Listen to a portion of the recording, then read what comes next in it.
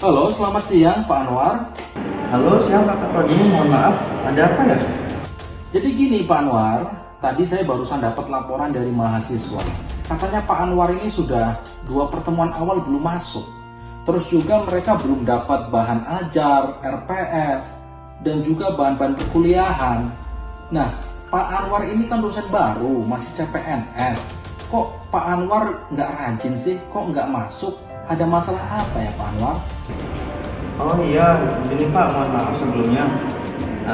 Saya sekarang ada di luar kota, sedang menjenguk orang tua saya yang sedang sakit Pak. Jadi belum bisa masuk Pak. Dan untuk bahan ajar memang belum saya cetak semua, karena bahan ajarnya lumayan banyak Pak. Insya Allah minggu depan pas saya pulang. Oh, jadi begitu. Jadi Pak Anwar, sekarang ini di Unila kan sudah semuanya serba digital.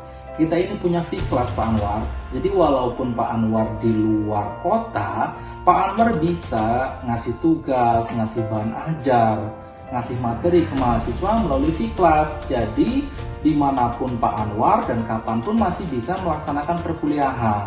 Dan juga Pak Anwar nggak perlu nyetak bahan ajar. Sekarang kan semuanya serba digital. Oh begitu Pak. Ya mohon maaf Pak, karena saya kan memang dosen baru, jadi belum terlalu paham Pak terkait adanya virtual class. Kira-kira untuk aktivasi akun virtual class harus kemana ya Pak ya? Jadi sekarang gini aja, Pak Anwar pergi ke admin prodi buat ngurus akun V-Class. Setelah itu minta bantuan untuk gimana cara menggunakan V-Class. Nanti ya silakan hubungin dengan telepon atau dengan apapun. Oh iya Pak, menghubungi admin prodi ya Pak ya? Baik, insya Allah habis ini saya coba hubungi admin prodi ya Pak ya. Baik Pak, terima kasih. Assalamualaikum. Nah, percakapan di atas merupakan contoh literasi digital bagi seorang dosen ASN. Jadi, seorang dosen ASN harus cakap menggunakan teknologi terkini untuk mempercepat kinerja dosen.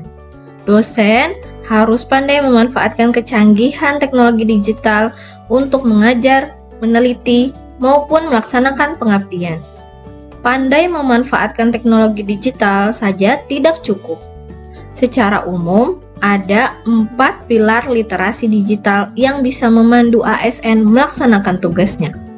Pertama, adalah etika bermedia digital, yaitu kita sebagai ASN harus bisa menggunakan media digital secara bijak dan penuh integritas.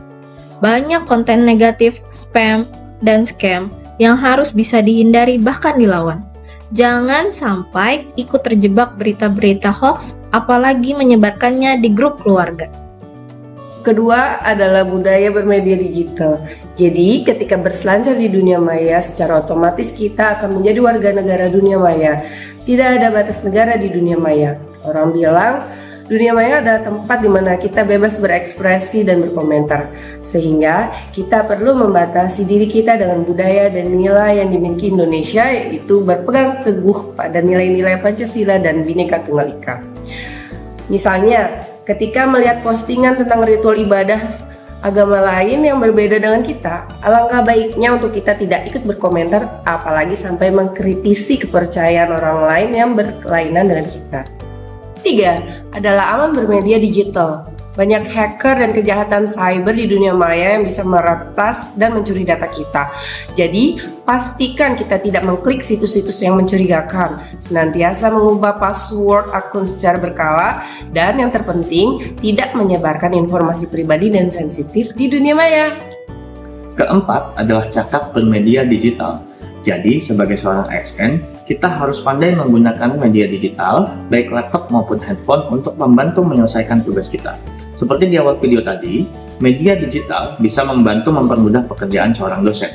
Misalnya, menggunakan virtual class atau learning management system untuk mengelola kelas secara virtual. Lalu bisa juga menggunakan aplikasi manajemen referensi seperti Mendeley untuk mempermudah mengelola referensi karya tulis ilmiah kita. Setelah itu, dosen juga bisa memanfaatkan seperti Canva untuk membuat presentasi yang menarik. Dan terakhir, dosen harus bisa menggunakan media sosial seperti Instagram, YouTube, TikTok, maupun Facebook untuk berbagi materi dengan mahasiswanya.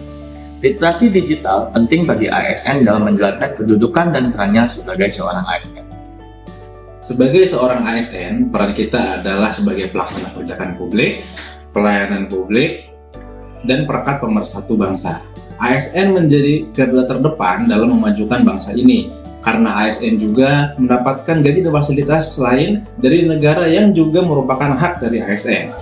Semua peran hak dan kewajiban seorang ASN dapat dipelajari di Naskah Undang-Undang Nomor 20 Tahun 2023. Dalam hal penempatan posisi strategis di organisasi pemerintahan, seorang ASN harus mengutamakan konsep merit, yaitu menempatkan seorang terbaik di posisinya atau the right man on the right place. Misalnya, ketika pemilihan rektor kampus negeri, sudah selayaknya yang menjadi rektor di kampus tersebut adalah putra-putri terbaik di kampusnya. Tidak ada pertimbangan ras, suku, agama, dan kepentingan politik praktis. Yang ada hanyalah pertimbangan prestasi dan kompetensi. Begitupun dalam kegiatan demokrasi kita sehari-hari. Sebaiknya ketika memilih pemimpin baik wali kota, gubernur, presiden, dan DPS harus didasarkan pada prestasi dan kompetensi. Jika semua ASN bahkan semua warga negara menerapkan merit system, maka Indonesia dipastikan akan mengalami kemajuan yang pesat. Ya, itulah tadi kedudukan dan peran ASN dalam NKRI. Terima kasih dan sampai jumpa.